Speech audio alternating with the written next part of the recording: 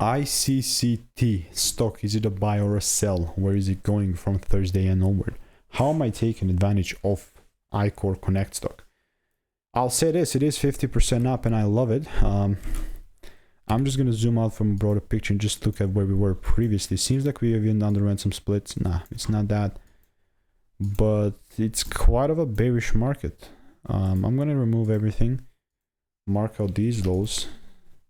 See that we are almost to clear them out. So even if I look at it from a weekly chart here, the only thing that is really going to be bullish is if we start breaking above 140, but we're not there. So anything else, X, you know, it's you know, I'm not gonna even be interested. So that's my idea. Obviously I'm just waiting. It's not like it's a short, it's just my bias, you know, because rules are not met. If you want to make more money by taking less trades, click the first link in the description. All reviews are 5 stars. It's a free course.